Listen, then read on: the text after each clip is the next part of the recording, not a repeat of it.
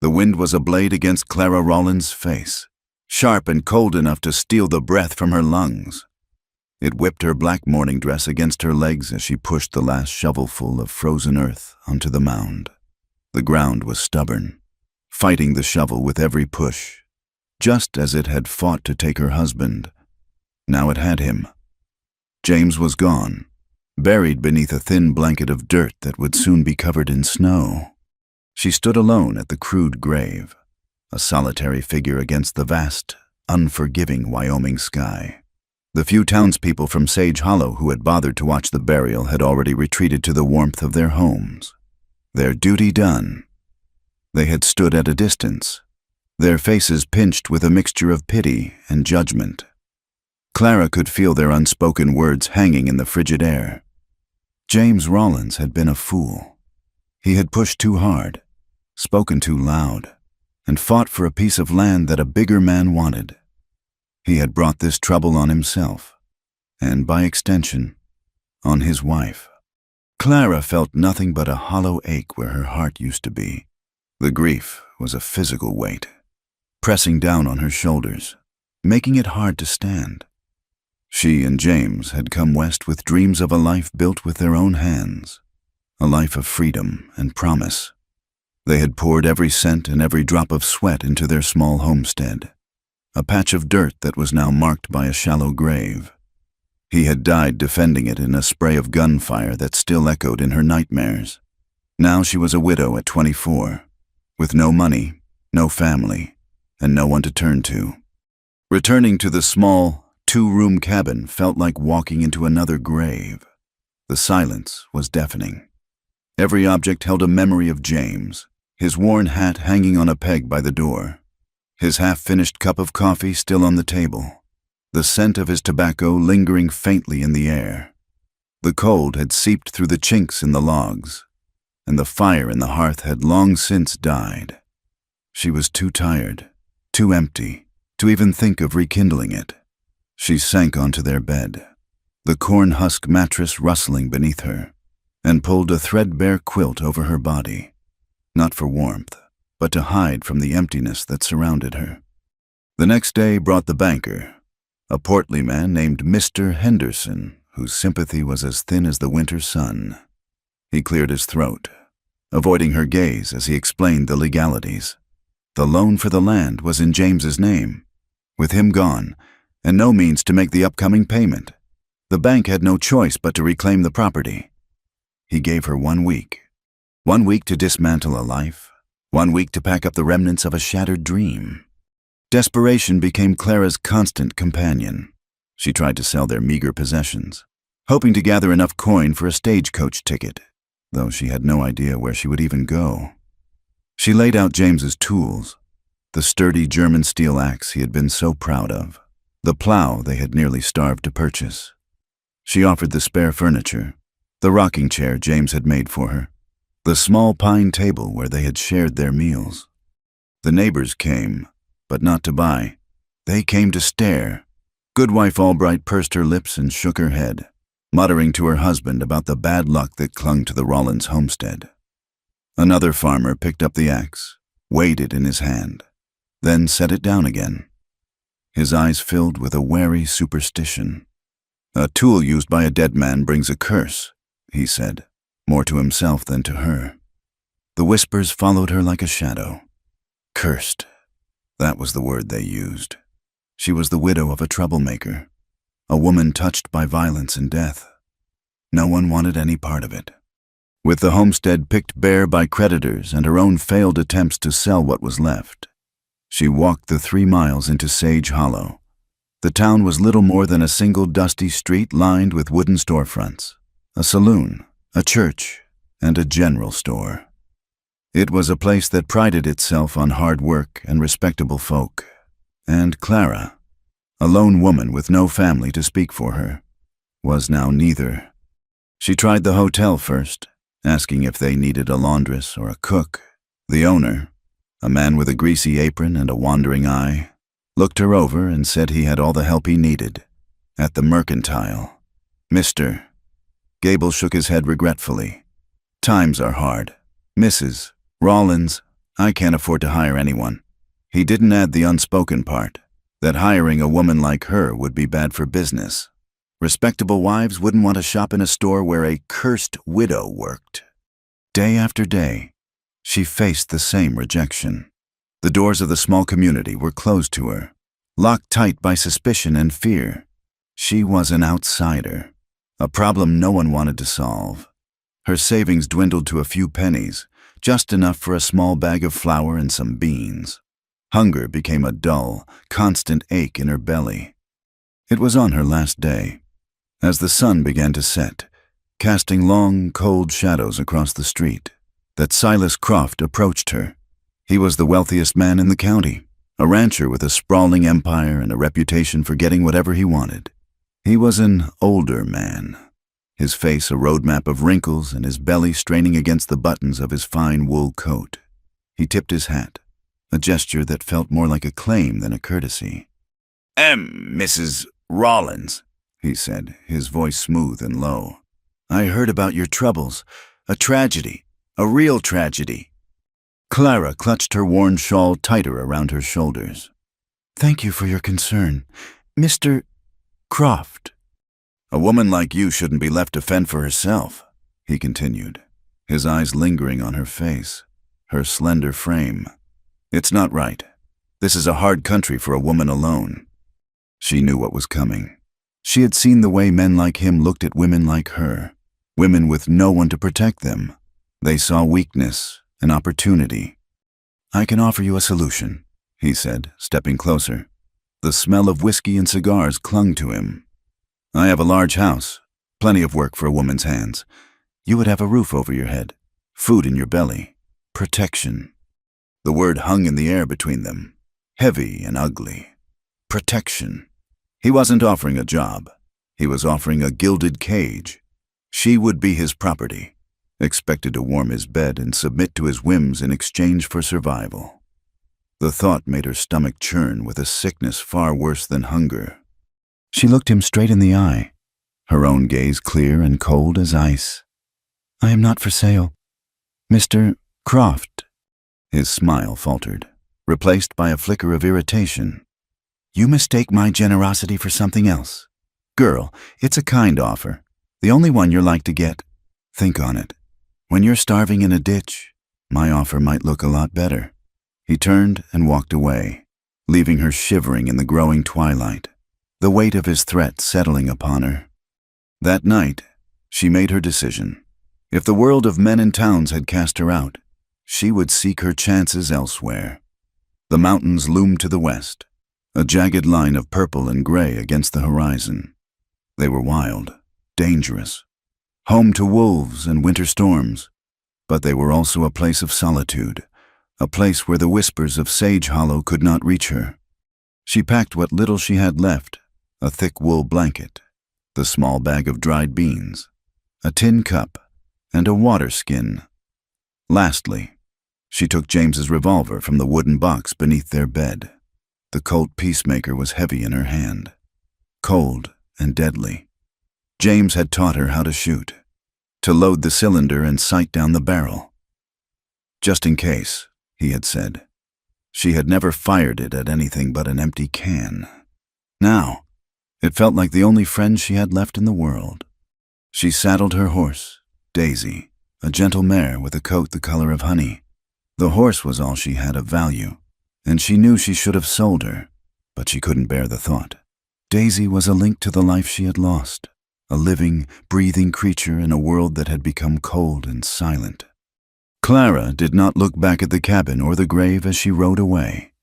She fixed her eyes on the rising slopes of the mountains, her jaw set with a grim determination. She would survive. She had to. It was the only way to honor the man who had died for this land. The first day of travel was bearable. The air was crisp, and the sun offered a weak, watery warmth. But as she climbed higher, the landscape grew more rugged, the trees thicker, the trail harder to follow. The wind began to bite, carrying the scent of snow. By the second afternoon, the sky had turned a leaden gray. The first flakes began to fall, soft and delicate at first, then harder, thicker. driven by a rising wind. A sense of dread began to creep into Clara's heart. She was a prairie girl. She knew the danger of a sudden blizzard. She urged Daisy onward, searching desperately for some kind of shelter, a cave, an overhanging rock, anything to shield them from the storm's fury. The world dissolved into a swirling vortex of white. The snow came down in a blinding sheet, erasing the trail, the trees, the very shape of the land. The wind howled like a hungry animal, tearing at her clothes and stinging her exposed skin. Daisy whinnied in fear, stumbling on the uneven, snow-covered ground. Clara could no longer feel her fingers or her toes. The cold was a deep, seeping thing, leaching the strength from her bones. She dismounted, hoping to lead the horse, but every step was a struggle against the wind and the deepening drifts. Her body screamed with exhaustion. She fell once, then twice, the snow a deceptively soft blanket that invited her to simply lie down and rest. The thought was tempting, a siren's call to sleep, to let the cold take her and end the pain. But the image of James's face, smiling and full of hope, flashed in her mind. She could not give up. She pushed herself to her feet one last time, taking a few more stumbling steps before her legs finally gave out. She collapsed into a snowdrift, the world spinning around her. The last thing she saw before the darkness took her was the vague, dark shape of something man-made through the blizzard. A structure, a cabin perhaps, or maybe it was just a trick of the dying light. A final, cruel mirage. Then there was only the cold and the silence. Warmth was the first thing she registered, a deep, penetrating warmth that seemed to be pulling her back from a great, cold distance. Then came the scent of wood smoke and roasting meat, a smell so rich and savory it made her empty stomach clench.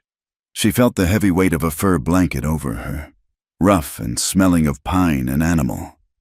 Clara's eyelids fluttered open. The light was dim, flickering. She was lying on a pallet of straw and furs near a large stone fireplace where a low fire crackled and hissed. The room was small, the walls built of rough-hewn logs chinked with mud. A simple table and 2 chairs stood in the center. The walls were adorned not with pictures or decorations, but with tools of survival: hunting rifles mounted on wooden pegs, snowshoes, and a collection of steel traps hanging from a nail. Her gaze traveled from the rifles to the figure sitting in one of the chairs by the fire. A man. He was staring into the flames, his back partially to her. He was broad-shouldered, dressed in buckskin and worn denim. His hair was dark and shaggy, touching the collar of his shirt. He seemed perfectly still, a part of the quiet, rustic cabin itself. A small cough escaped her lips, dry and raw. The man turned his head slowly. His face was all angles and shadows in the firelight. It was a hard face, weathered by sun and wind, with lines etched around his eyes and mouth that spoke of a difficult life. A dark, untrimmed beard covered his jaw, but it was his eyes that held her. They were a pale, startling blue, and they watched her with an unnerving intensity, guarded and unreadable. There was no welcome in them. No curiosity, only a flat, neutral assessment. He rose from his chair. He was tall, taller than James had been, and he moved with a quiet, deliberate grace that seemed at odds with his rugged appearance.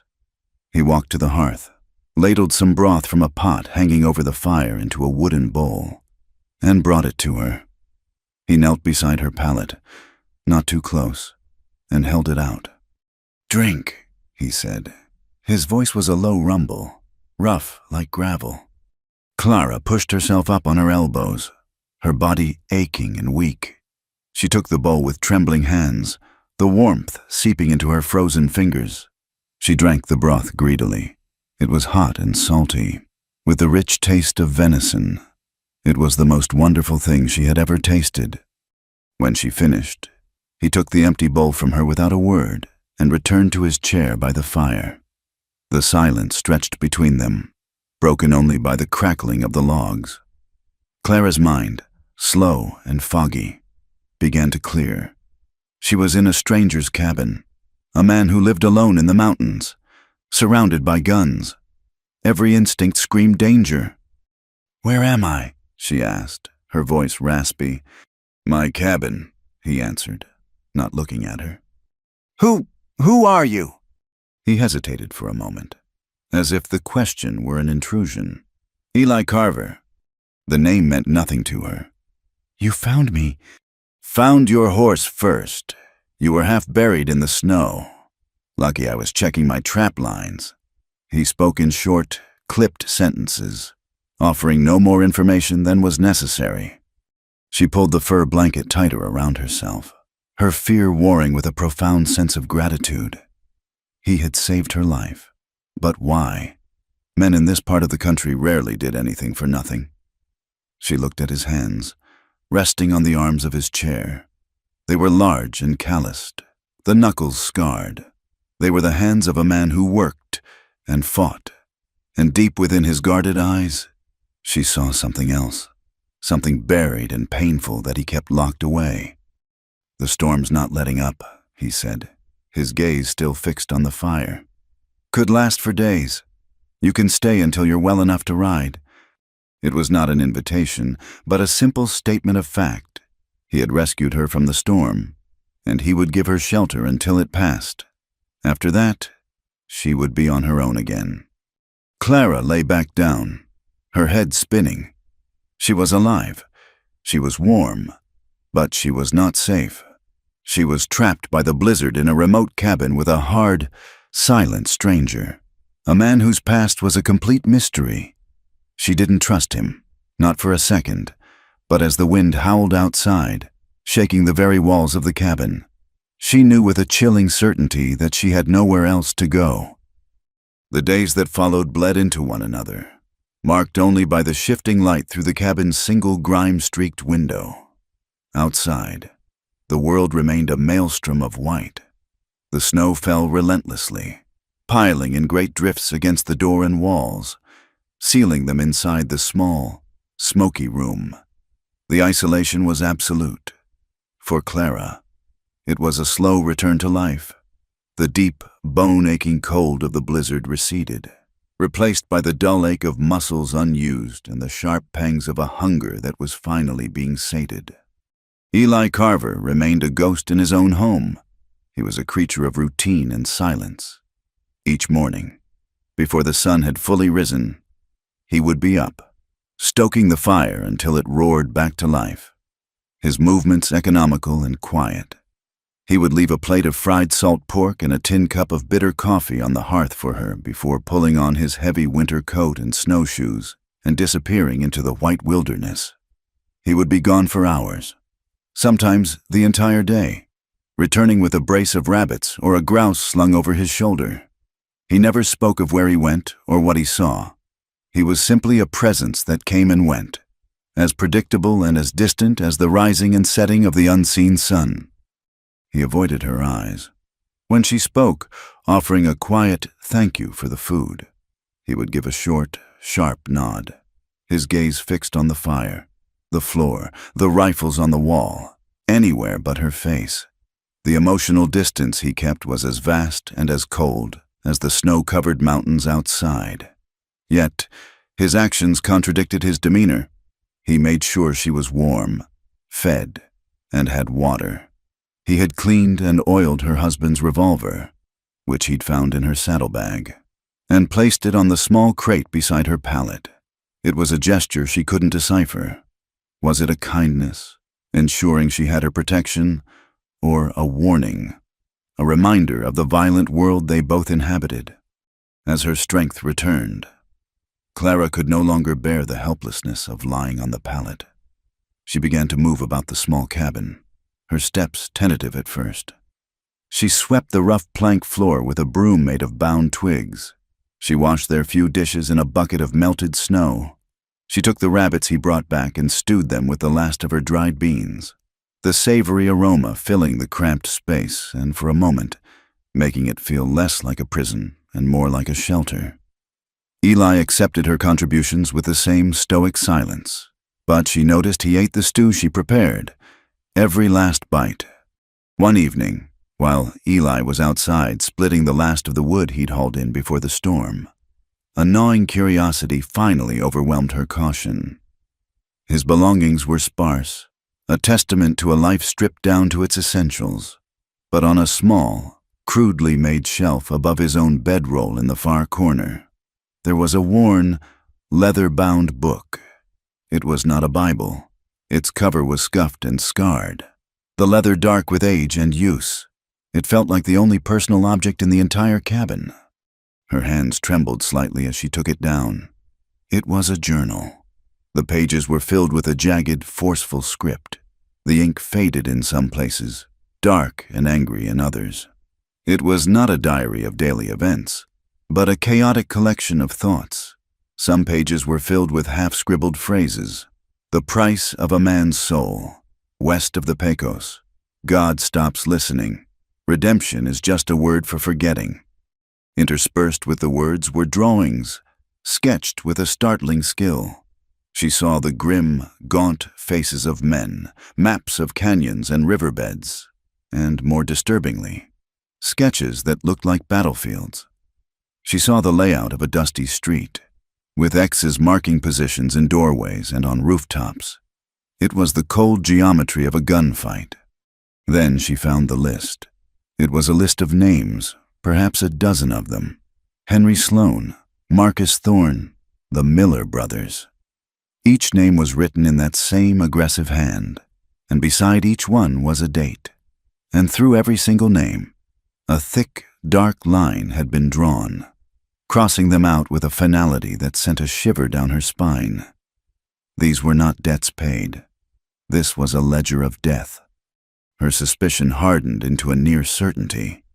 Eli Carver was no simple trapper or mountain man. He was, or had been, a gunslinger, a man who lived by the revolver and whose past was littered with crossed-out names. She closed the journal, her heart pounding a frantic rhythm against her ribs, and quickly put it back on the shelf just as she heard the crunch of his boots in the snow outside the door. She scurried back to the hearth, her mind reeling. The man who had saved her life was a killer.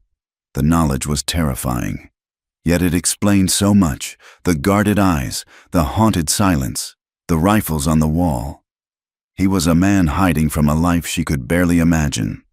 A new kind of tension began to grow in the cabin, thicker and more potent than the silence that had preceded it. It was an awareness of each other that was both awkward and intensely charged. Clara found herself watching him, studying the way he cleaned his rifle with methodical precision, the fluid strength in his shoulders as he chopped wood, the deep lines on his face when he thought she was not looking, and sometimes, when she was stirring the stew or mending a tear in her dress by the firelight, she would feel the weight of his gaze on her. When she looked up, he would immediately turn away, his expression unreadable, but she had seen it. He was watching her, too. One afternoon, the steady, rhythmic thud of his axe splitting firewood outside suddenly stopped. It was followed by a sharp, guttural curse. Clara rushed to the door and peered out. Eli was standing with his back to her, his shoulders rigid. He was staring at his left hand. A dark line of red was welling up, dripping onto the pristine white snow. The axe, slick with blood, lay at his feet. He must have missed his mark, the blade glancing off the log and into his own hand. Without thinking, she grabbed a strip of clean linen she had been saving and hurried out into the biting cold. "Let me see," she said, her voice firm. He turned, a dark scowl on his face. "It's nothing." "It is not nothing. You are bleeding all over the snow," she insisted, reaching for his hand. He flinched, pulling back as if her touch might burn him. But she was persistent, gently but firmly taking his large, calloused hand in her own. The cut was deep, a nasty gash across his palm. The sight of his blood made her feel a strange, protective surge. "Come inside," she ordered, her tone leaving no room for argument. He followed her, a reluctant giant, and sat heavily in the chair by the fire while she fetched the bucket of clean water. She knelt before him and began to clean the wound. His hand was rough and scarred, a map of a hard-lived life. Yet, as she worked, she could feel the tension in him, the tight control he held over himself. Her fingers, small and gentle against his, worked methodically, washing away the blood. Their closeness was a palpable thing. She could feel the heat radiating from his body, smell the scent of pine and cold air that clung to him. She was keenly aware of his breathing, of the way his chest rose and fell. She wrapped the linen tightly around his palm, her head bowed to her task.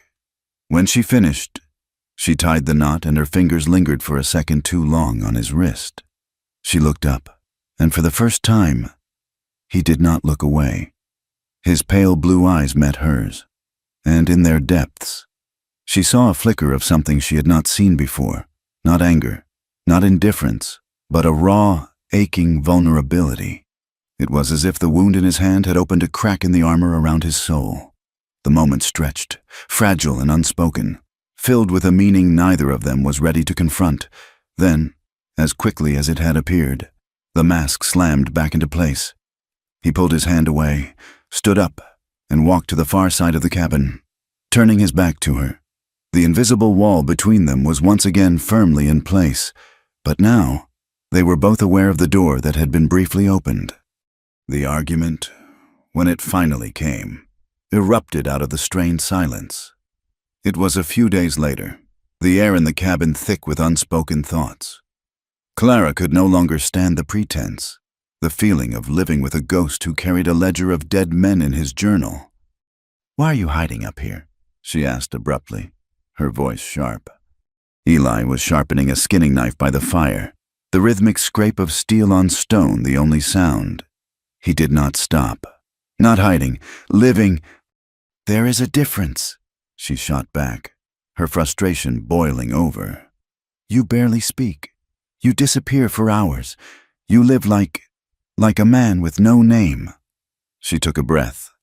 "I saw your journal, Eli." The scraping stopped. He set the knife and stone down on the hearth with slow, deliberate care. He still did not look at her. "You had no right. And you had no right to leave me wondering if the man who saved my life might also be the man who ends it." The words were out before she could stop them, harsher than she intended. He finally turned to face her, his eyes blazing with a cold fire. "If I wanted you dead, woman, you would have been dead in the snow. Do you think I would have hauled you back here, fed you, kept you warm, if I meant you any harm?" "Then what do you mean?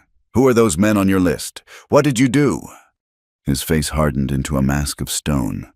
"That is my business. It has nothing to do with you." He stood up, towering over her. "You know nothing about the world.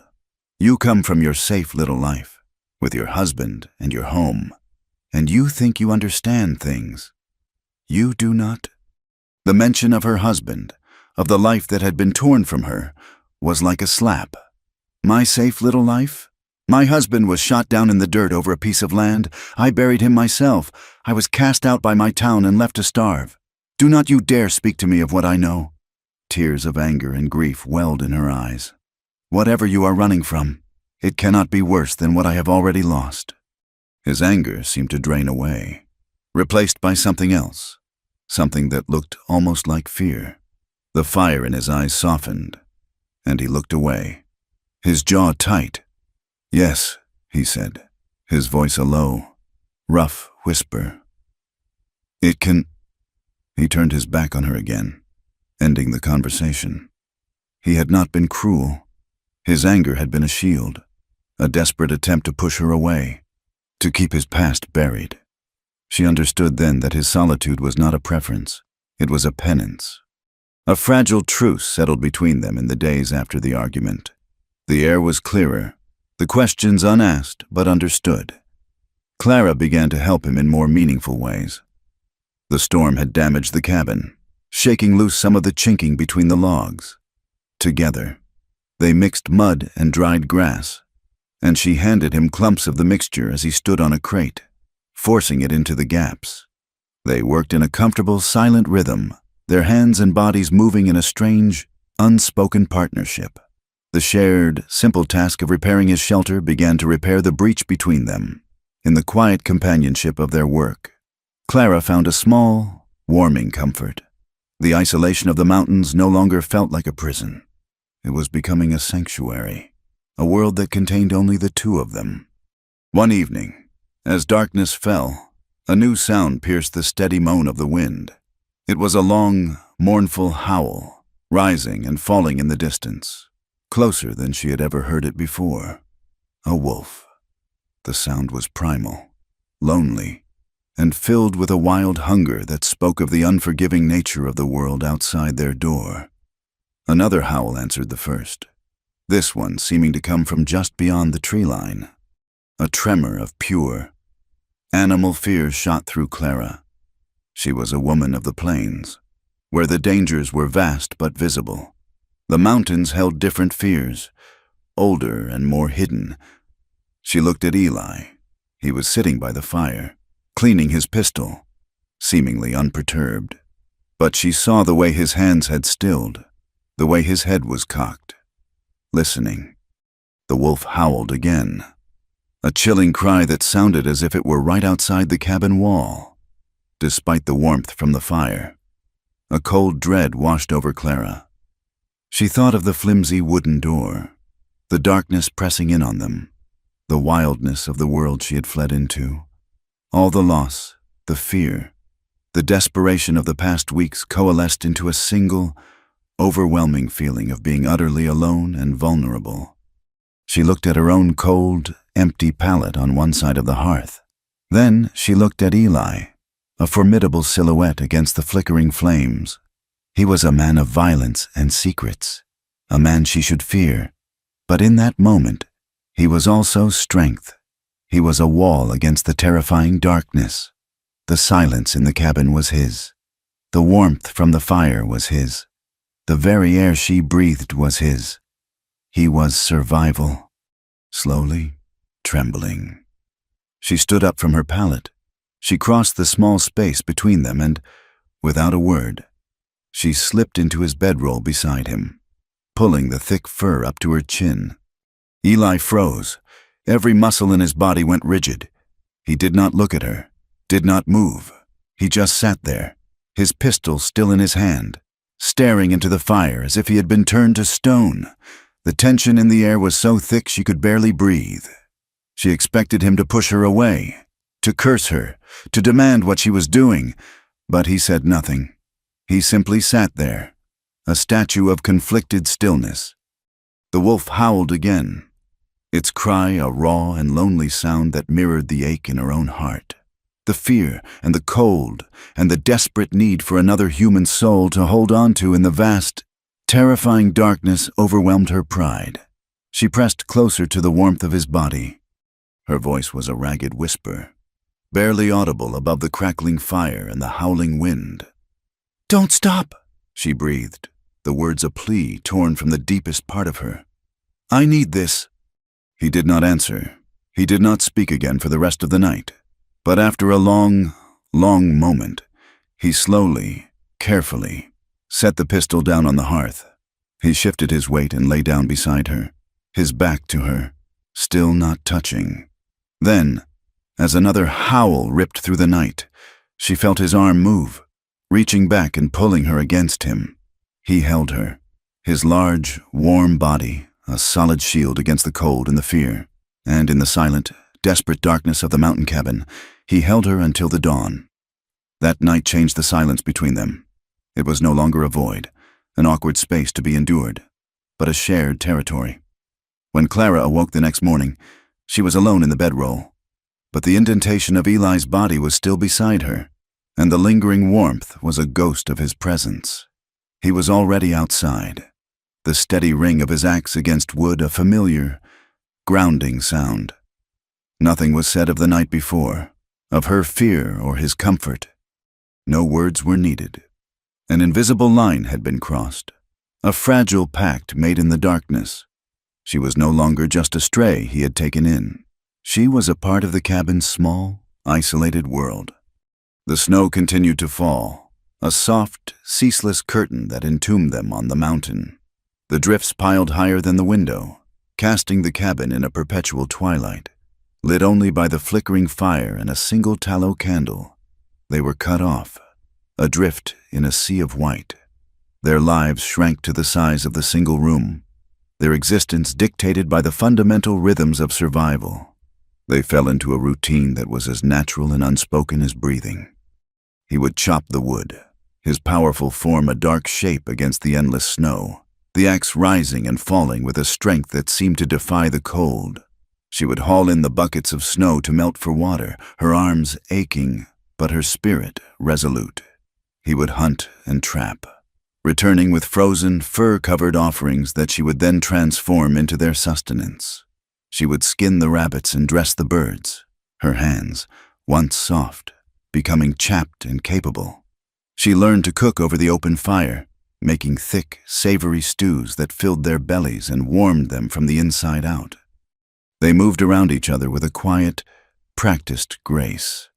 She knew the way he took his coffee, black and scalding. He knew that she would always save a piece of hardtack to gnaw on in the late afternoon. They shared the long silences, but now they were comfortable, punctuated by the small sounds of their life together, the scrape of a spoon against a bowl, the rustle of a fur blanket, the whisper of the flames in the hearth. In this shared quiet, she began to see the man beneath the hardened exterior. She saw the gentleness in the way he handled his hunting dog, a lean hound named Blue that lived in a small lean-to outside. She saw the focus in his eyes as he mended a tear in his leather gloves, his large, scarred hands surprisingly nimble. He was a man of immense control, of deep, buried feelings that only surfaced in fleeting glances or a tightening of his jaw. One day, when the sky cleared to a brilliant, painful blue and the sun glittered on the snow, Eli announced he was going to fish. Their supply of salted meat was running low. Clara, desperate for a reprieve from the cabin's dim interior, insisted on coming with him. He resisted at first, his usual gruffness returning. "It is no place for a woman. The ice is thick, the wind is sharp." "I am stronger than I look," she countered, her chin set stubbornly. "And I will go mad if I have to stare at these four walls for another day." He relented with a sigh, a small cloud of vapor in the frigid air. He bundled her in a spare fur-lined coat that was far too large for her, its scent of pine smoke and Eli wrapping around her like an embrace. He chopped a hole in the thick ice of a frozen creek with the axe, then showed her how to bait a small, crude hook with a piece of dried meat and lower the line into the dark, churning water below. They sat on a fallen log, their lines dangling in the icy water, not speaking. The cold was intense, seeping through their boots and coats, but the sun was bright, the air clean and sharp, and for the first time in what felt like a lifetime, Clara felt a stirring of something other than grief or fear. After a long stretch of silence, she felt a tug on her line. With a surprised yelp, she yanked it up. A small, silver fish flopped onto the snow, glistening in the sun. A sound escaped her, one she had not made since before James's death. A laugh. It was a genuine, unrestrained peal of delight that echoed in the vast, snowy silence.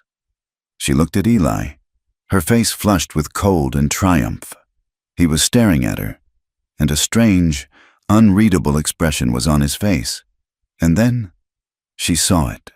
The corner of his mouth twitched, the barest hint of a smile, a crack in the stoic mask. It was gone as quickly as it came, but she had seen it. The sight of his fleeting smile made her laugh again, and soon she was trying to stifle giggles as she struggled to get the wriggling fish off the hook. He reached over, his large hand covering hers, and expertly freed the catch. His touch, even through their thick gloves, sent a jolt of warmth through her. "What was your life like before this?" she asked, her voice softer now, the laughter having broken the tension. "Before the mountains." He grew still, his gaze turning distant, fixed on the far-off peaks. The ghost of a smile vanished. "I was a different man." "What happened to him?" He was silent for a long time, watching the dark water swirl in the hole he had cut. "I tried to forget him," he said finally, his voice low and rough. "Some men are not meant to be remembered." That night, huddled by the fire, the fish stewing in the pot, his words echoed in her mind. Some men are not meant to be remembered. She thought of James, of the desperate need she had to keep his memory alive, to honor the man he was. She looked at Eli, who sat staring into the flames, lost in a past he was trying to erase. His vulnerability earlier that day had opened a door, and she felt a sudden, powerful urge to walk through it, to offer him a piece of her own broken past in return. "It was not just a land dispute," she said into the quiet. He turned his head slowly, his pale eyes finding hers in the dim light. "My husband's death," she clarified, her voice barely a whisper. "James, he was a good man, a decent man. He believed in what was right." She paused, gathering her courage, the memories sharp and painful. "The land we settled, it had a good stream. Silas Croft, the big rancher, he wanted it. He tried to buy us out, but James refused. This was our dream." She stared into the fire, seeing the events play out again in the dancing flames. James found out Croft was rerouting the water from the smaller homesteads, strangling them, forcing them to sell for pennies. He was going to ride to the territorial capital, to speak to the marshal, to expose him. He told Croft as much. He thought the threat of the law would be enough. Her voice cracked, and a single tear traced a path down her cheek. The next day, Croft's men came. They said it was about the boundary line. It was an excuse. It was not a fair fight. Eli, there were 3 of them. They shot him down while he was standing in his own doorway. They murdered him. She wrapped her arms around herself, a cold dread seeping into her bones that had nothing to do with the winter outside. "The worst part," she whispered, the words tasting like ash, "is the guilt. I was inside. I heard the shots. By the time I got to him, he was gone, and all I can think is, why him? Why not me? He was the strong one, the brave one. I survived, and I feel like a coward for it." She finally looked at him, her eyes pleading for, she did not know what. Understanding, perhaps. Absolution. Eli's face was a mask of stone, but his eyes held a deep, profound sorrow. He did not offer empty words of comfort. He simply listened, his silence a vessel for her grief. He reached out, not to touch her, but to place another log on the fire.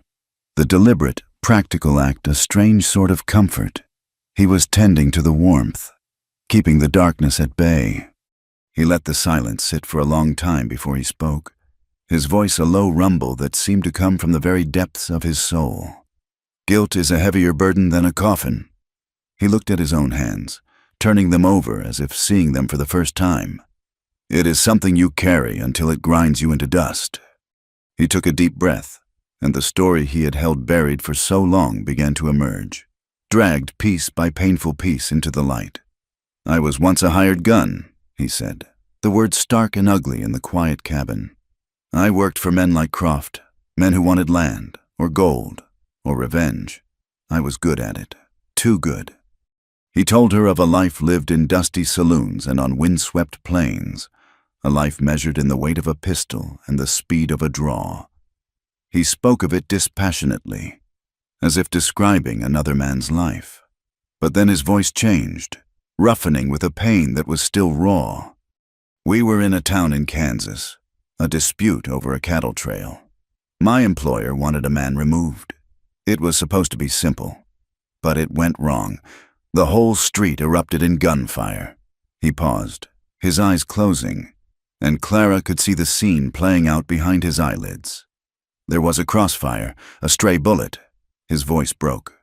There was a little girl. She was playing on the boardwalk.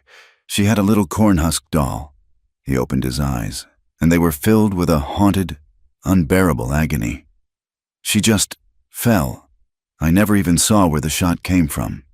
It did not matter. I was there. My gun was drawn. My fight caused it. He fell silent, the horror of the memory sucking the air from the room. I swore that day I would never draw my gun for money again. I never have, but that did not stop the killing. The men I worked for, they could not afford to have a man with my knowledge just walk away. They put a price on my head, blamed me for things I did not do, to ensure I would never talk. He looked around the small, rustic cabin, at the rifles on the wall. So I came here, to these mountains. I came here to disappear, to let Eli Carver die. The confession hung between them, a testament to two different kinds of loss, two different burdens of guilt. He, the killer, haunted by the death of an innocent. She, the survivor, haunted by the death of a good man. They were two sides of the same violent, unforgiving coin. The storm hit that night, as if the turmoil of their confessions had summoned it from the heavens. It was no longer a gentle, blanketing snow, but a furious, raging blizzard. The wind shrieked like a banshee, throwing itself against the cabin with a physical force that made the log walls groan in protest. A sound like a cannon shot echoed through the room as a massive gust of wind tore the heavy wooden door from its leather hinges and sent it flying into a snowdrift. Instantly, the full fury of the blizzard poured into the cabin. Snow and ice swirled in, extinguishing the candle and threatening the fire. The temperature plummeted. Eli reacted without a moment's hesitation, grabbing the heavy table and shoving it against the doorway, a flimsy barricade against the raging storm. Clara helped him, her body numb with cold and fear, piling their bedrolls and anything else they could find against it. They had just managed to block the opening when a terrible groaning, cracking sound came from above. With a deafening crash, the top of the stone chimney collapsed, sending a shower of rock, soot, and snow down into the hearth, smothering the flames and choking the room with smoke. Their fire, their only source of heat, was gone, plunged into darkness and a terrifying, biting cold. They scrambled to survive. Eli, working by instinct in the pitch black, found the candle and managed to relight it. Its tiny flame cast frantic, dancing shadows on a scene of devastation. The cold was a physical entity, a predator that had invaded their sanctuary. "The fire is out," Clara stated, her teeth chattering uncontrollably. "We will freeze." "No," Eli said, his voice grim and determined. He looked around the cabin, his eyes falling on the two simple chairs. He grabbed one, and with a single, powerful motion, he smashed it against the floor, breaking it into pieces. He then turned to the crate that served as Clara's bedside table. He hesitated for only a second before splintering that as well. He built a small, new fire in the center of the floor, on the flat stones of the hearth that were not blocked by the chimney collapse. It was a small, desperate flame, but it was life. They burned the chairs first, then the shelf from the wall. They huddled beside the small, pathetic fire, wrapped in every blanket and fur they possessed. The wind howled through the chinks in the walls and the makeshift barricade at the door. The cold was relentless. It was only a matter of time before their fuel, and their warmth, ran out. Huddled in the near darkness, their faces illuminated by the flickering light of their burning furniture, Clara looked at the man beside her. His face was streaked with soot, his expression grim, but his eyes were clear and focused. He was a killer, a man running from a blood-soaked past. But he was also the man who had pulled her from the snow, who had fed her and sheltered her, who had held her through the night, and who was now fighting with every ounce of his being to keep her alive. She reached out and placed her hand on his arm. He flinched at her touch but did not pull away. "I am not afraid of your past, Eli," she whispered, her voice trembling with cold and a wave of emotion so powerful it threatened to consume her. "I am not afraid of you." He looked at her, his pale eyes searching hers in the firelight. He saw no judgment, no fear, only a deep, unwavering acceptance. The cold was seeping deeper into their bones. The fire was dying again. Their time was running out.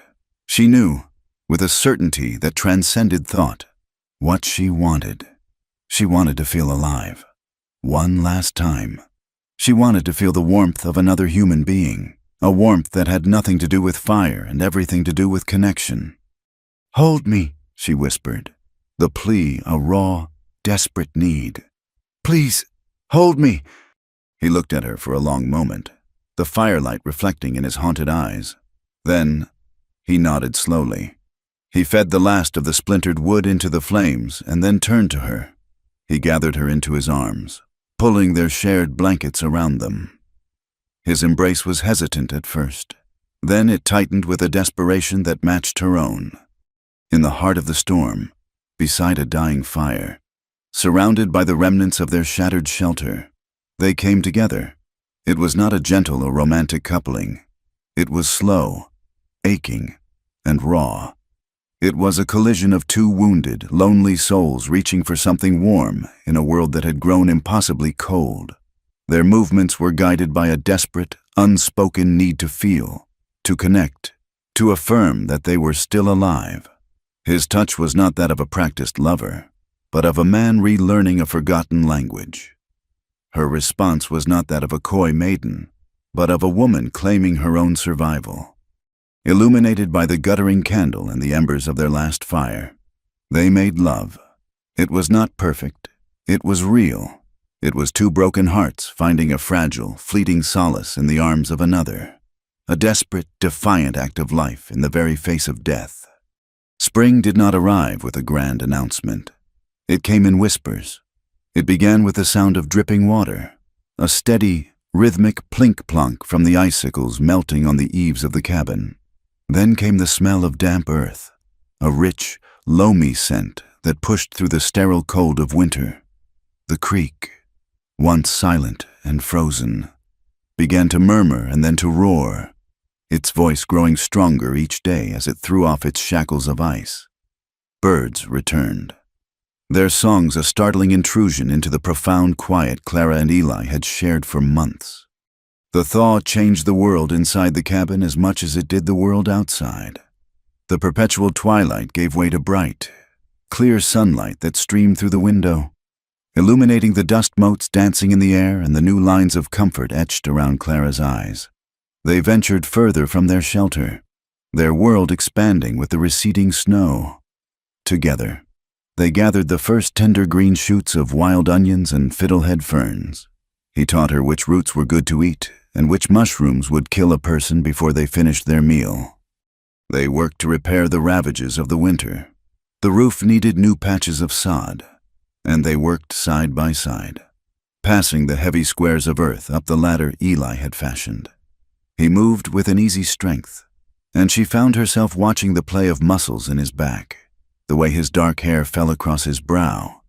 There was a new ease between them, a physical language that had replaced their sparse words. A brush of his hand against hers as they reached for the same tool, the way he would steady her on the rickety ladder with a firm grip on her waist. These small moments were charged with the memory of that night in the storm, an intimacy that was now a permanent, unspoken part of the air they breathed.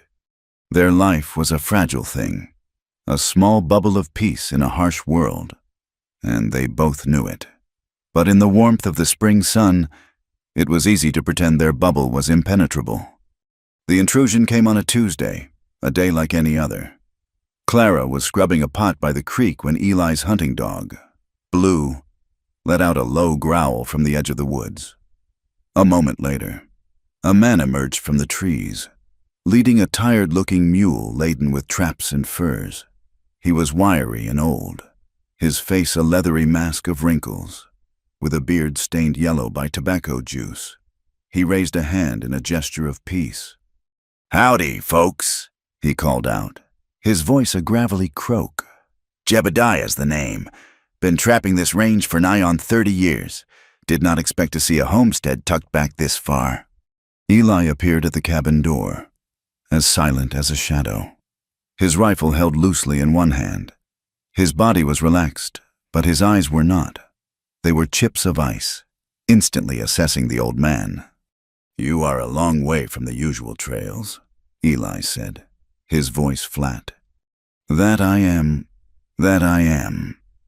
Jebediah chuckled, spitting a stream of tobacco juice onto a patch of lingering snow. The beaver are getting scarce down below. A man's got to push further these days.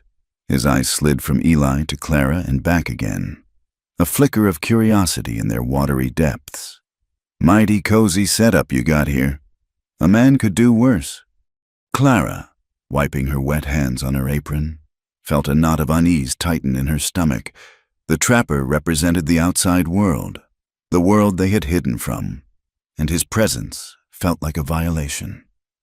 Eli, however, showed no outward sign of alarm. He gestured curtly toward the fire pit. "Get down, have some coffee." It was not an invitation, but a command, a way to keep the man close, to size him up. For an hour, Jebediah talked, his voice filling the quiet clearing with news of the world they had left behind. He spoke of railroad disputes, of Indian troubles in the north, of the price of pelts in Cheyenne. Eli listened in stony silence, his gaze never leaving the old man's face. Clara busied herself with the coffee, keeping her head down, feeling like a stranger in her own small sanctuary. It was as Jebediah was getting ready to leave that it happened. He had taken a long drink of coffee, wiping his mouth with the back of his hand, when his eyes fixed on Eli's face, a slow, dawning recognition creeping into them. He squinted, his head cocked to one side. "Say now," he rasped, his friendly demeanor evaporating. "I know you. Took me a minute. Your picture is up in a dozen marshal's offices from here to the border, offering a handsome sum. $500. The clearing went utterly still. The only sounds were the rush of the creek and the frantic beating of Clara's heart.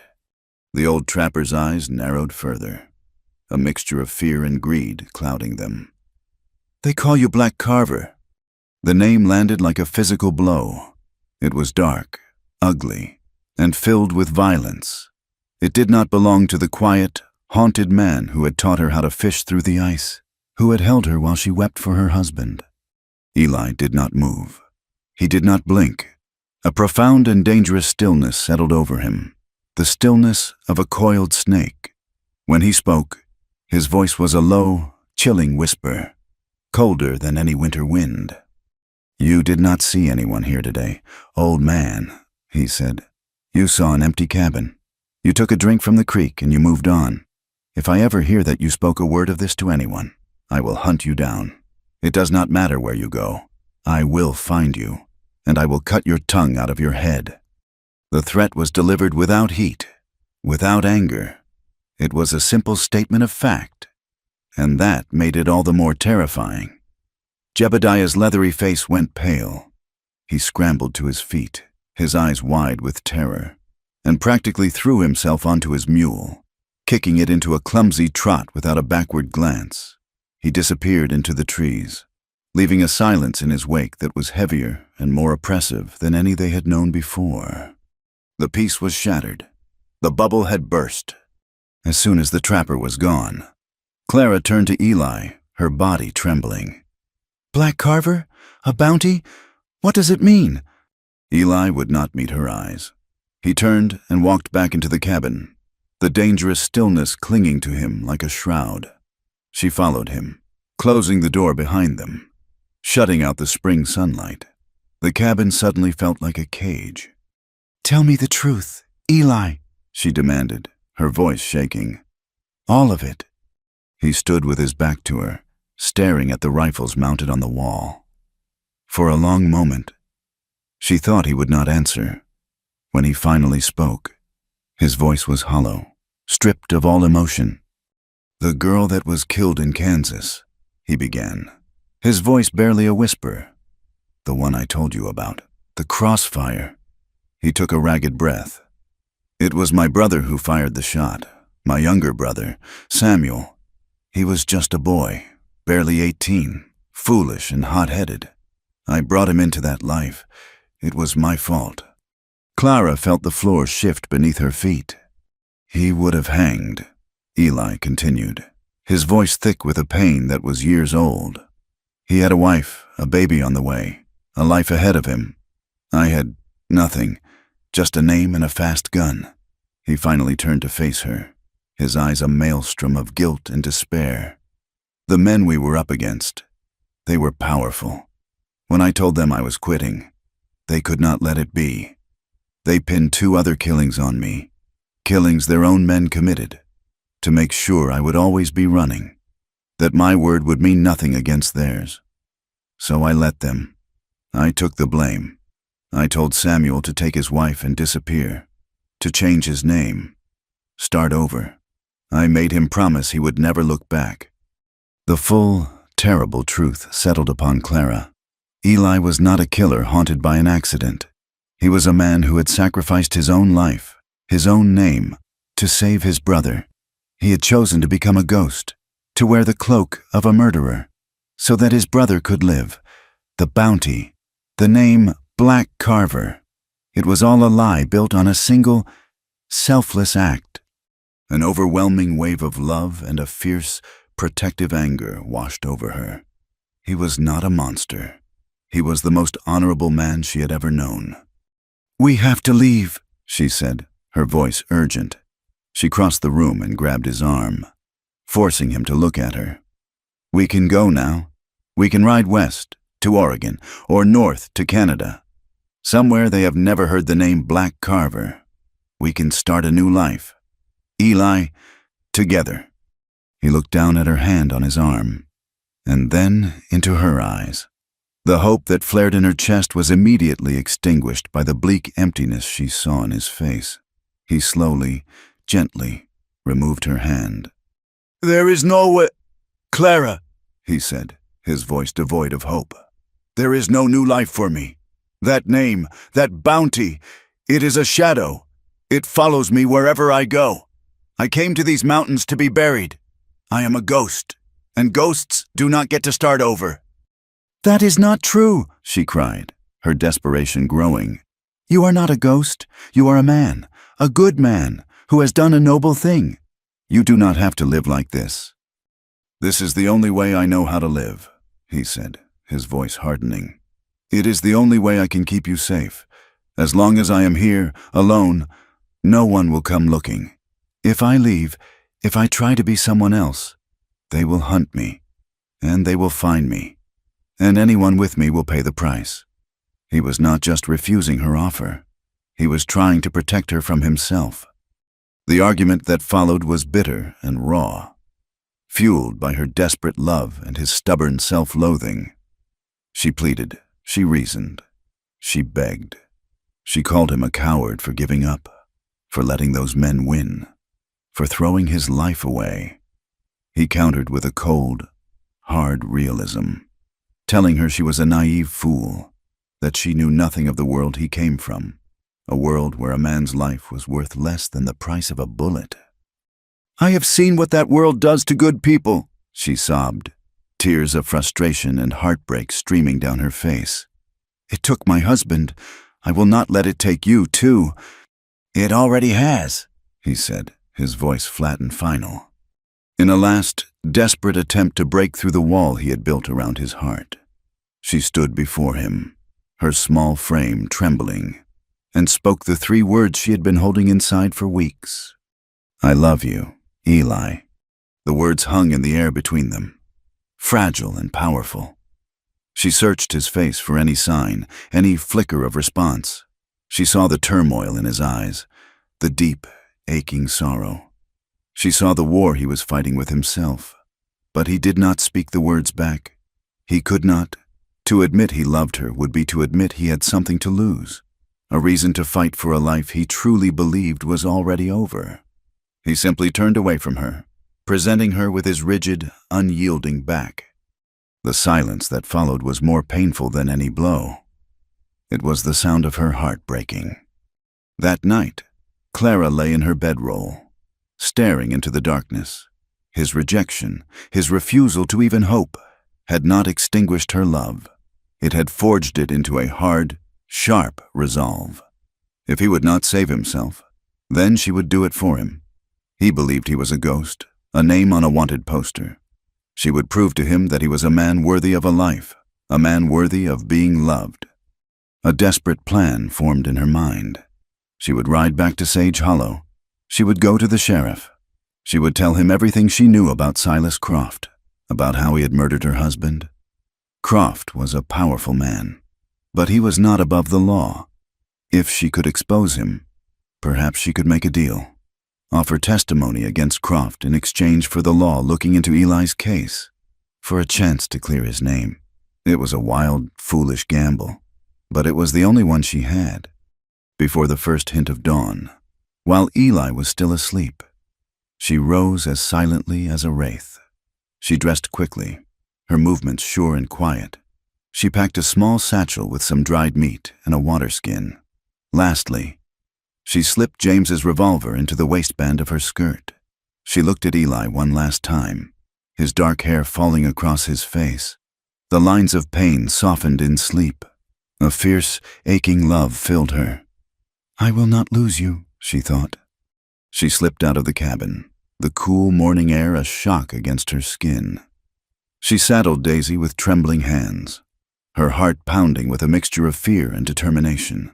She did not look back as she urged the mare down the muddy, winding trail that led away from the mountains, away from the only place she had known safety, and back toward the world of men. The journey was treacherous. The spring thaw had turned the path into a morass of mud and slick rock. But Clara pushed onward, her mind focused on her goal. She rode for hours, the sun climbing higher in the sky. She was halfway to the plains, in a narrow, wooded ravine, when Daisy suddenly shied, her ears flattening against her head as she let out a nervous whinny. Clara reined her in, her hand immediately going to the butt of the revolver. She scanned the trees, her senses on high alert. The woods were too quiet. A twig snapped to her right. Before she could turn, 2 men stepped out onto the trail in front of her, blocking her path. A third emerged from the trees behind her. They were rough men, with cruel, pinched faces and guns holstered on their hips. She recognized them instantly. They were Silas Croft's men, the same men who had come to her homestead that fateful day, the men who had killed James. "Well, look what we have here," the leader sneered. A man with a scarred lip and dead, cold eyes. The little widow decided to come down from the mountain after all. "Mr. Croft was getting worried about you, said you might be a loose end that needed tying up." Panic, cold and sharp, seized her. They had been watching, waiting. They had not come for Eli. They had come for her. "Stay back," she warned, her voice coming out stronger than she felt. She pulled the revolver, its weight a small comfort in her hand, and leveled it at the man's chest. He just laughed, a harsh, ugly sound. "Put that away, little lady, before you hurt yourself." He took a step forward. Clara's hand tightened on the trigger. She would not die like James. She would not. She pulled the trigger. The explosion of the gunshot was deafening in the narrow ravine. The man grunted and staggered back, clutching his shoulder where a dark red stain was already blossoming on his shirt. But before she could fire again, the man behind her lunged. He grabbed her, his arm locking around her throat, and tore the gun from her grasp. She fought, kicking and scratching like a cornered animal, but he was too strong. The scarred man, his face contorted in a mask of rage, stalked toward her. "Stupid girl," he snarled, and then his fist came out of nowhere.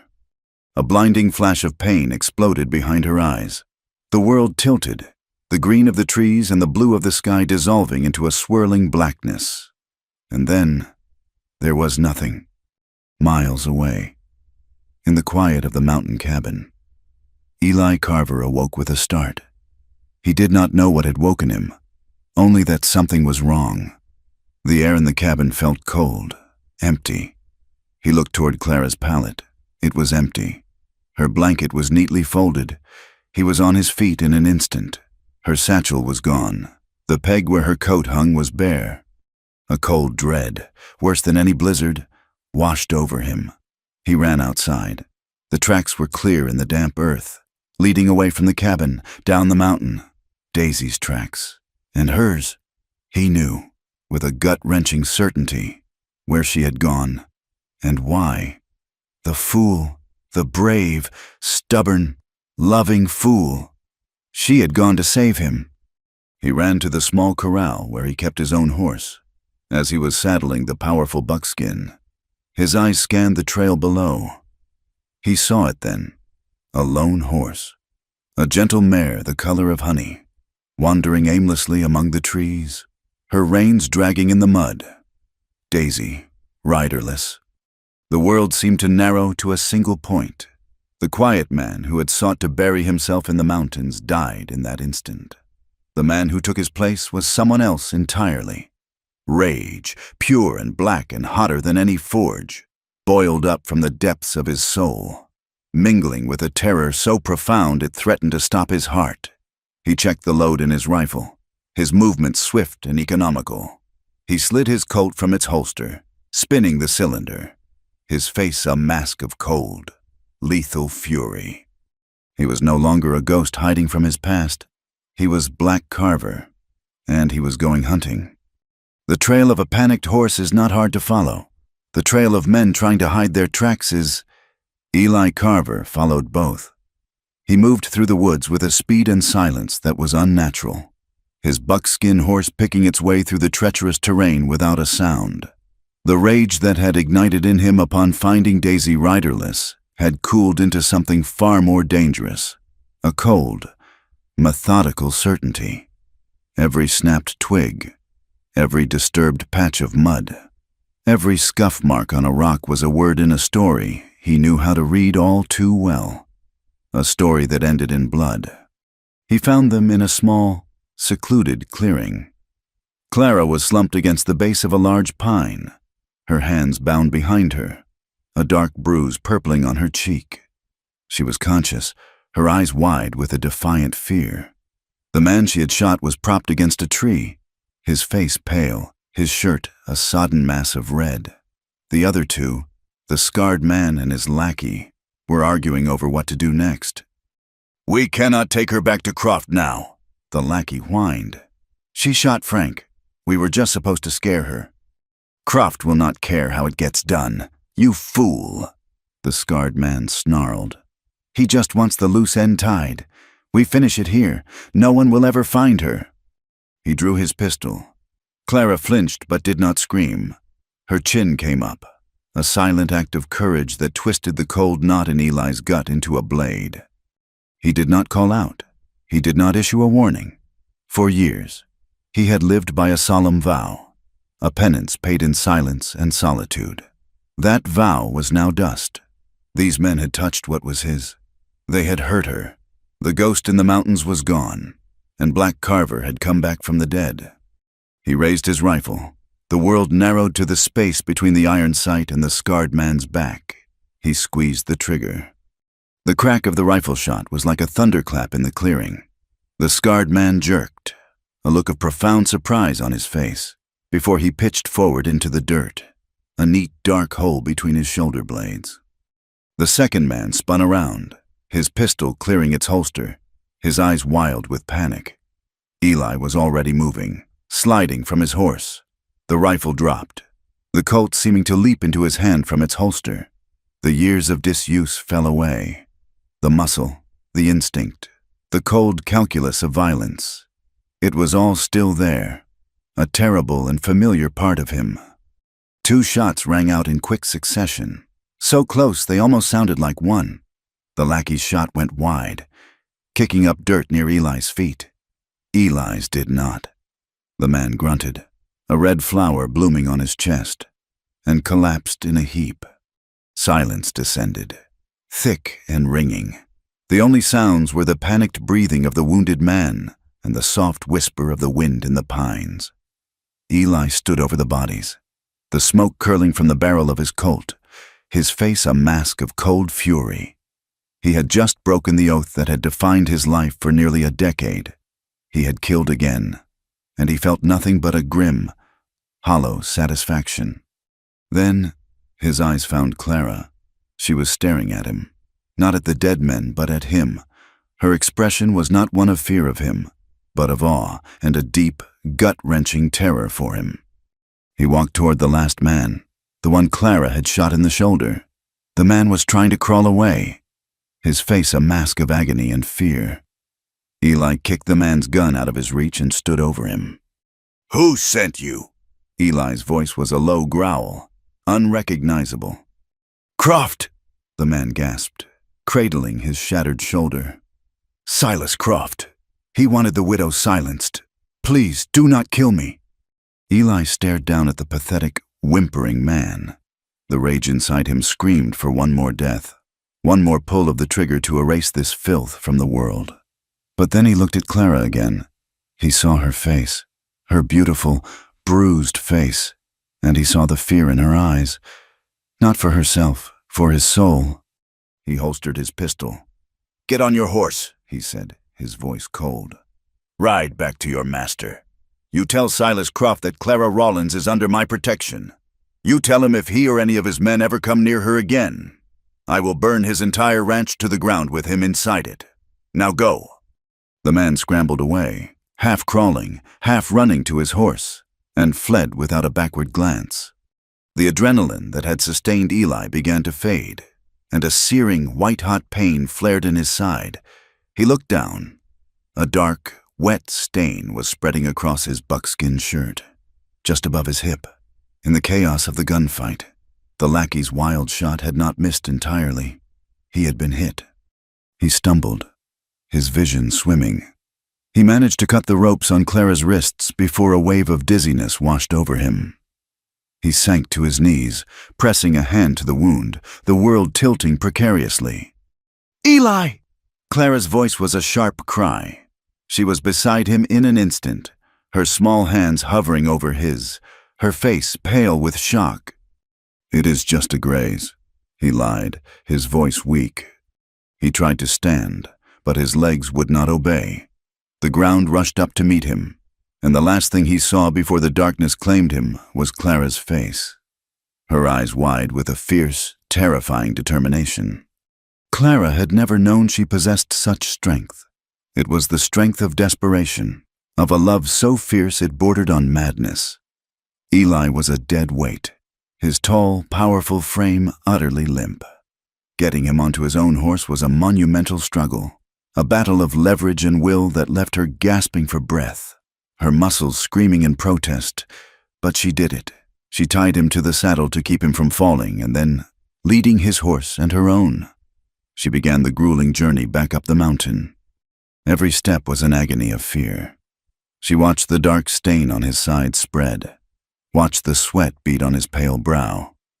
He was burning with fever, muttering names she did not recognize. Samuel, Maria, ghosts from the past he had tried so hard to bury. She talked to him, a constant stream of whispers and pleas. Stay with me. Eli, do not you dare leave me. You are not a ghost. You are not allowed to become one. I will not let you.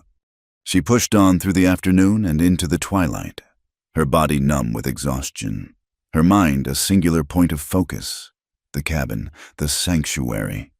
When they finally arrived, she half carried, half dragged him inside, lowering him onto his bedroll by the cold hearth. The next days were a blur of fever and fear. She became his nurse, his guardian, his anchor to the living world. She tore strips from her own petticoat to bandage the wound, a deep, ugly gash that had bled far too much. She boiled water and cleaned it relentlessly, fighting the infection that was raging through his body. She kept a fire going day and night, using the last of their wood, then breaking apart the remains of the table for more fuel. She coaxed broth and water between his parched lips. She sat by his side, bathing his face with cool cloths, her hand never far from his, as if her touch alone could tether him to life. In the depths of his fever-induced delirium, the walls he had so carefully constructed around his heart crumbled. He spoke of Kansas, of the dust and the blood. He cried out for the little girl with the corn-husk doll. He whispered his brother's name with an aching tenderness. Clara listened to it all, absorbing his pain, his guilt, his profound sacrifice. She was no longer just his lover. She was the keeper of his soul, the sole witness to the good man hidden beneath the killer's reputation. On the third night, The fever broke. He awoke to find her asleep in a chair she had pulled beside him, her head slumped forward, her face etched with exhaustion. The candlelight cast soft shadows on her bruised cheek. He watched her for a long time, a feeling so powerful and overwhelming rising in his chest that it almost choked him. He had spent years believing he was empty, a hollow man, but looking at her, he knew he was not. His heart was full of this woman, this fierce, stubborn, courageous woman who had dragged him back from the brink of death. She stirred, her eyes fluttering open. They were bloodshot and weary, but they lit up when she saw him looking at her. A slow, relieved smile touched her lips. "You are awake," she whispered, her voice hoarse. He tried to sit up, a sharp pain in his side making him gasp. She was there instantly, helping him, propping him up against the wall. She brought him a cup of water, and he drank it gratefully. They sat in silence for a moment, the intimacy between them a palpable, living thing. It was an intimacy forged not in passion, but in blood and vulnerability, in the shared knowledge of their deepest wounds. She reached out and gently touched the side of his face, her thumb stroking his rough beard. Her eyes filled with tears, not of sorrow, but of a profound, overwhelming relief. "You came for me," she whispered, the words a statement of wonder, a question, and a prayer all in one. He looked at her, and for the first time, he let her see all the way into his soul. He let her see the love he had tried so hard to deny, the fierce, protective devotion that had driven him to break his most sacred vow. The words came from a place deeper than thought, a place of pure, undeniable truth. "I always would." He healed slowly. Clara tended to him with a gentle patience, her presence a constant, reassuring warmth. As his body mended, so did his spirit. The bleak despair that had been his constant companion for years began to recede, replaced by a fragile, tentative hope. They talked for hours, filling the small cabin with their stories, their fears, their dreams. He told her about his brother, Samuel, and the life he had hoped he was living. She told him more about James, and the simple, happy life they had planned before Silas Croft's greed had destroyed it all. They were no longer two separate people hiding from the world. They were a unit, a partnership forged in fire and blood. When he was strong enough to ride, they knew a decision had to be made. They could not stay on the mountain forever. The trapper knew he was there. Croft's wounded man knew he was there. The world was closing in. The ghost could not remain hidden. "We could still run," Clara said one evening, though her voice lacked conviction. "We could go to Oregon." Eli took her hand, his thumb tracing patterns on her skin. "Running is what almost got you killed," he said, his voice firm. "I have been running for 10 years. It stops now. We go back together." "Together," she repeated, a fierce hope blooming in her chest. They rode into Sage Hollow 2 days later. They did not sneak in under the cover of darkness. They rode down the center of the main street in the bright light of midday, their heads held high. Eli's face was still pale and drawn, his arm in a sling, but he sat tall in the saddle. Clara rode beside him, her expression a mixture of fear and unshakable resolve. Their arrival caused an immediate stir. Doors opened. Faces appeared in windows. The whispers started instantly. The widow Rollins, returning from the wilderness with the strange mountain man. He looked like he had been in a gunfight. Goodwife Albright pulled her children inside, her face a mask of disapproval. But Mr. Gable, the mercantile owner, stepped onto his porch and gave Clara a slow, deliberate nod of respect. They dismounted in front of the sheriff's office and walked inside. The sheriff, a man named Miller with a drooping mustache and a weary expression, looked up from his paperwork, his eyes widening in surprise. Mrs. Rollins," he said. "We had thought, well, it is good to see you are safe." His eyes flickered to Eli, lingering on the Colt holstered at his hip. And who is this? This is Eli Carver, Clara said, her voice clear and strong, ringing with a confidence she did not entirely feel. And I am here to report a crime. I am here to report the murder of my husband, James Rollins, by men in the employ of Silas Croft. She laid it all out. She told him about the water rights, about James's plan to go to the territorial marshal. She described the men who had come to her homestead, the same men who had ambushed her on the trail. She spoke with a fiery conviction. Her grief and anger transformed into a powerful demand for justice. Sheriff Miller listened, his expression growing more and more uncomfortable. He shifted in his chair, avoiding her gaze. Now, Mrs. Rollins, those are very serious accusations. Silas Croft is a respected man in this community. You have no proof. I am her proof, Eli said, his voice quiet but commanding. He stepped forward and unbuckled his gun belt, placing it on the sheriff's desk with a heavy thud. I am wanted. There is a bounty on my head for $500. The name is Black Carver. The sheriff's jaw dropped. The murders I am wanted for in Kansas were committed by men working for the same kind of people as Silas Croft. Eli continued, his voice steady. Men who believe they are above the law. I took the blame to protect my brother. I have been silent for 10 years. I will be silent no longer. My name is Eli Carver, and I will testify, under oath, to everything I know about the corruption that runs these territories, starting right here in Sage Hollow. And she, he said, looking at Clara with a fierce pride, will testify against the man who murdered her husband. The town was torn. Clara's public accusation and Eli's shocking surrender became the only topic of conversation. In the saloon, some men scoffed, calling Eli a liar and Clara a fallen woman who had taken up with a known outlaw. The preacher's wife crossed the street to avoid walking on the same boardwalk as Clara. The whispers followed them, a cloud of suspicion and judgment. But something else was happening. Others. The small ranchers and homesteaders who had been bullied and squeezed by Silas Croft for years began to look at Clara and Eli with a quiet admiration. They saw not a whore and a killer, but two people with nothing left to lose, standing up to a tyrant. They saw courage. The blacksmith, a burly man named Peterson, whose own well had run dry last summer, began telling folks that James Rollins had been right all along. A few farmers who had been forced to sell their land to Croft for a pittance gathered in the mercantile, speaking in low, angry tones. The simmering resentment that had been buried under years of fear was beginning to surface. The true test came the next day.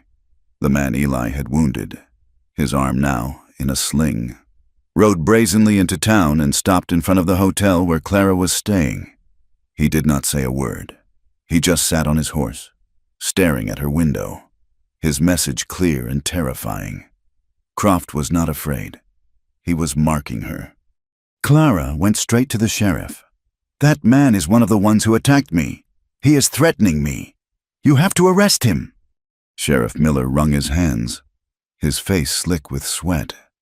"Now, Clara, he is just sitting there. He has not broken any law. My hands are tied. I cannot protect you from a man who is not doing anything. This is a matter for the circuit judge. When he comes through in the spring." His refusal, his cowardice, was the spark that lit the fuse. The news of the sheriff's inaction spread through the town like a wildfire. If the law would not protect a grieving widow from a known killer, then what good was the law? That evening, as Eli stood on the hotel porch, a silent guardian watching the street, the blacksmith walked by. He did not speak, but he met Eli's gaze and gave him a short, sharp nod. A few minutes later, two farmers appeared at the other end of the street, their rifles held casually in their hands, as if they were just out for a stroll. Mr. Gable from the mercantile came out onto his own porch and began cleaning a shotgun. The town was turning. The lines were being drawn. The decent folk of Sage Hollow were quietly choosing their side. A sense of justice, raw and potent, was beginning to simmer in the dusty streets, and everyone knew that a final, bloody reckoning was coming. The air in Sage Hollow grew thin and tight, stretched to the breaking point. Silas Croft's hired man remained a fixture in front of the saloon, a silent, smirking vulture, waiting for a death he was sure would come. The town held its breath. People moved with a quiet purpose, their eyes avoiding the threat in their midst but constantly aware of it. Doors were bolted earlier. Lamps were extinguished sooner. It was the heavy, oppressive silence that comes before a storm, a quiet that was louder than any noise. Eli and Clara felt it most of all. They were the eye of the hurricane, a small pocket of calm around which the entire town's fear and anger swirled. Eli did not leave her side. He was a silent shadow, his presence a constant, reassuring weight. His wounded side still ached, but his eyes were clear and sharp, missing nothing. He saw the way the blacksmith, Mr. Peterson, now kept a heavy hammer near the door of his forge. He saw how Mr. Gable stood on his porch for hours, methodically cleaning a shotgun that was already immaculate. He saw the farmers who came into town for supplies now lingered, their wagons parked in a loose, protective circle around the hotel. They were not an army. They were simple, decent men who had been pushed too far, and they had drawn an invisible line in the dust of their main street. The final confrontation came not with the swagger of a midday showdown, but under the cloak of a fading dusk. The sky was streaked with bruised purple and angry orange as 6 riders appeared at the edge of town. They were not ranchers or cowboys. They were hard men, their faces etched with the kind of cruelty that is bought and paid for, their coats unable to conceal the well-oiled pistols at their hips. They were a death squad, sent by a man too cowardly to do his own killing. They did not ride down the main street. They dismounted near the livery stable, intending to circle around and approach the hotel from behind, to finish their business in the shadows. But the shadows were not empty. A lamp in the blacksmith's forge suddenly flared to life, casting a long, stark rectangle of light across the alley. Mr. Peterson stood silhouetted in the doorway, a rifle in his hands. "This is as far as you go," he said, his voice a low, rumbling growl that carried in the still air. The hired guns hesitated for a split second, surprised by the unexpected resistance. That was all Eli needed. From the second-story window of the hotel, his rifle cracked, the sound sharp and final. One of the riders crumpled to the ground before he even had a chance to draw his weapon. Chaos erupted. Gunfire exploded from multiple directions, the peaceful evening shattered by the roar of pistols and the whine of ricocheting bullets. 2 more shots rang out from the mercantile's roof, where Mr. Gable and one of the farmers had taken position. Another of Croft's men fell, clutching his leg and screaming. Eli worked with a cold, detached precision. He was no longer the haunted man of the mountains. He was a tactician, a protector. Each movement was deliberate, each shot placed with deadly accuracy. He fired, levered a new round into the chamber, fired again, his face a mask of grim concentration. Clara was beside him, her fear a cold knot in her stomach, but her hands were steady. James's revolver was in her grip, but she knew it was useless at this distance. Instead, she took the second rifle Eli had procured, the one she had practiced with in the mountains, and began loading it as he fired. She would pass him a loaded weapon, take the empty one, and her fingers, though trembling, would work with a frantic efficiency, pushing cartridges into the loading gate. They were a team, a single unit fighting for their lives, for their future. Below, the street had become a battlefield. The hired guns, expecting to corner 2 people, found themselves in a crossfire. They took cover behind a water trough and a stack of barrels, firing wildly into the windows and doorways from which the shots were coming. A bullet splintered the window frame inches from Clara's head, showering her with glass. She did not flinch. She just continued to load. Her focus narrowed to the task, to the man beside her. One of the gunmen made a desperate run for the cover of the livery stable. From the hotel porch below, Clara saw a flash of movement. It was Mr. Gable's wife, a small, stern woman Clara had always been afraid of. Standing in the doorway with an old fowling piece, she fired, and the running man went down in a clumsy heap.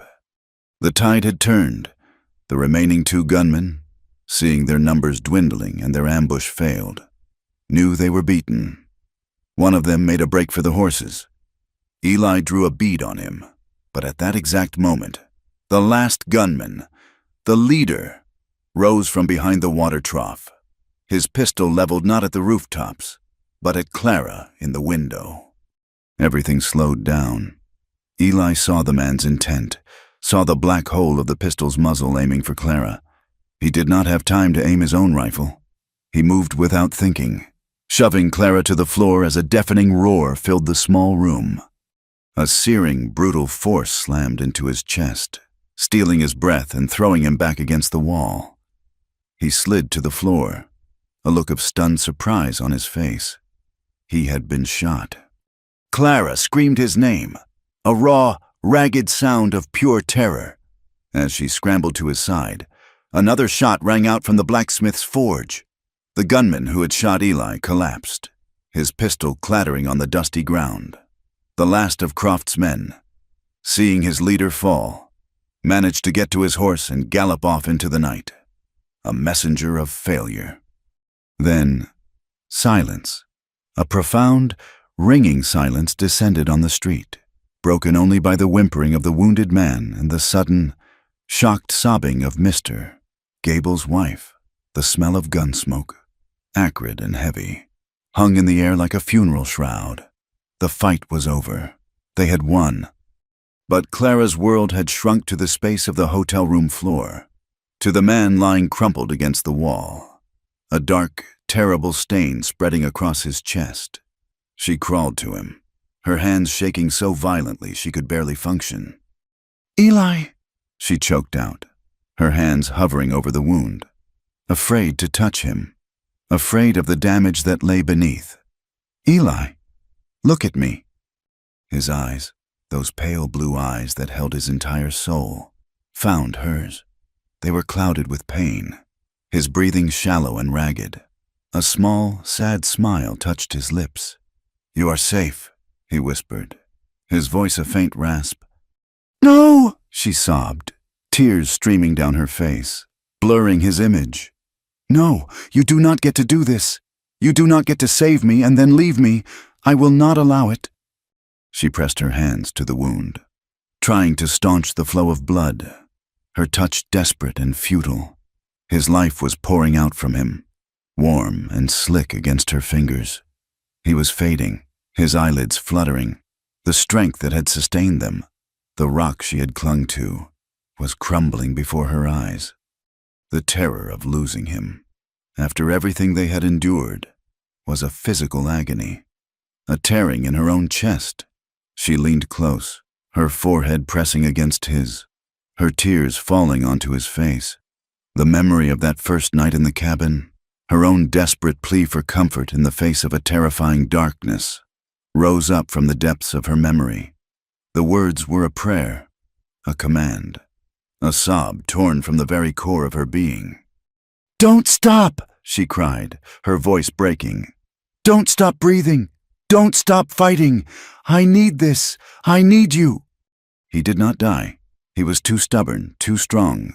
Or perhaps her desperate plea had reached him in the gray twilight between life and death and called him back. The town doctor, a man with gentle hands and whiskey on his breath, dug the bullet from his chest and declared that it had missed his heart by a miracle's inch. His survival was a testament to his own resilience and to Clara's unwavering care. She did not leave his bedside for a week, sleeping in a chair, her hand holding his. The town, now bound to them by shared battle and spilled blood, rallied around them. Goodwife Albright, her face etched with a newfound respect, brought broths and clean linens. Mr. Gable posted one of the farmers outside the hotel as a permanent guard. Silas Croft had been beaten, his power broken by the courage of ordinary people. He disappeared from the county 2 days after the gunfight, his ranch left to his creditors, his reign of fear over. Weeks later, when Eli was finally strong enough to walk on his own, his arm in a sling and his steps still slow, they returned to the mountains. The journey was not an escape this time, but a homecoming. The air was sweet with the scent of pine and new blossoms. The world felt clean, washed new. The cabin stood as they had left it, a silent testament to their harsh winter. The chimney was a pile of rubble, the doorway a gaping hole. But it was not a ruin to them, it was a foundation. Together, they rebuilt it. It was slow, hard work. Eli, with his one good arm, directed and advised while Clara, her hands now calloused and strong, did much of the physical labor. She learned to mix mortar for the chimney, to set logs, to plane a piece of wood until it was smooth. They worked in a comfortable, easy silence, their movements a practiced dance of partnership. He would watch her, a look of profound love and admiration on his face, and she would catch his eye and smile, a genuine, happy smile that reached all the way to her soul.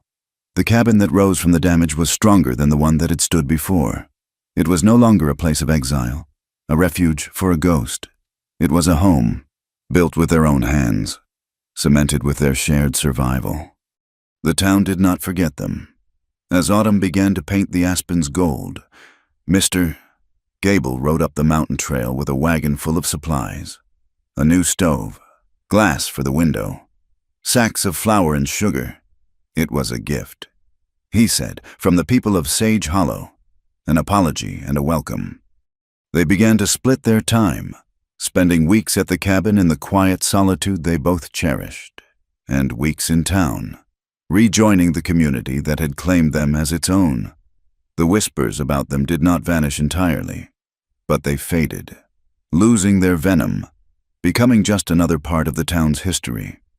Clara, with the help of the town council, turned the abandoned land office into a schoolhouse. She had a dozen students, the children of the ranchers and farmers who had fought beside them. She found a deep, abiding joy in teaching them to read and write, in nurturing the future of the small town she had once fled. She was no longer just the widow Rollins. She was the schoolteacher, a respected and vital part of Sage Hollow. Eli Carver, the man they once called Black Carver, found his own peace. He did not touch a gun again. Instead, he opened a small livery and began training horses. His quiet patience and intuitive understanding of the animals became legendary in the county. Men who had once feared his name now brought him their wildest colts, trusting him to gentle them. He was no longer hiding from his name, but redefining it, his skilled hands creating trust and partnership where they had once brought only violence.